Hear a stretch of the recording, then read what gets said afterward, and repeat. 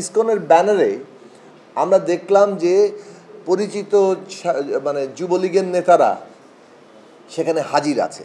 তার মানে আসলে কারো ব্যানার হয়তো ব্যবহৃত হচ্ছে, কিন্তু সেইখানে ঢুকে পড়ার বিষয়টা আছে। নির্দিষ্ট প্যাটার্নে বাংলাদেশকে চিত্রিত করার একটা চেষ্টা চলছে। ফলে এটা একটা বড় প্রকল্পের অংশ যে বাংলাদেশে একটা মানে এমন একটা পরিস্থিতি তৈরি হচ্ছে, এখানে কোনো ধরনের ধর্মীয় সংখ্যালঘু কিংবা জাতিগত সংখ্যালঘু শব্দটা সমস্যাজনক, কিন্তু আমি একটা বোঝার অর্থে বলছি যে এদের জীবন কোনো নিরাপদ নয়। এখানে আসলে সাধারণ মানুষেরই জীবনের কোনো নিরাপত্তা নেই। সরকার একটা ব্যর্থ এবং এখানে একটা জঙ্গি উত্থান ঘটছে।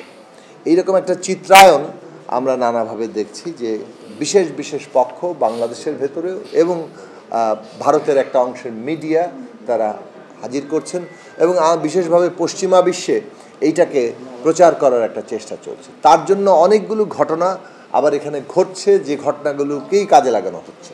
ফলে এইটার যোগসূত্র থেকে পরিকল্পিত যে একটা চেষ্টা চলছে সেইটা আমরা অনুমান করতে পারি এবং আমাদের মনে হয় যে সরকারের এ বিষয়ে ব্যাপক তদন্ত করা দরকার, যে এই ঘটনাগুলো যে কিভাবে ঘটছে, কেন ঘটছে, কারা ঘটাচ্ছে। এবং এটা খুব পরিষ্কার, যেমন ইসকনের ব্যানারে আমরা দেখলাম যে পরিচিত মানে যুবলীগের নেতারা সেখানে হাজির আছে।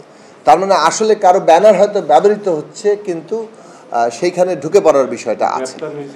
এই যে ধরুন আমরা দুটো সংবাদ মাধ্যম, প্রথম আলো, ডেইলি স্টারের সামনেও যে ঘটনা ঘটতে দেখছি, প্রথম আলো, ডেইলি স্টার কিংবা যে কোনো সংবাদ মাধ্যম নিয়ে যে কারোর সমালোচনা করার অধিকার আছে এবং সেইটা তারা করবেন, কিন্তু পত্রিকা অফিসের সামনে গিয়ে কিংবা পত্রিকা অফিসে হামলা করা, রাজশাহীতে প্রথম আলো অফিসে হামলা হয়েছে আপনারা জানেন।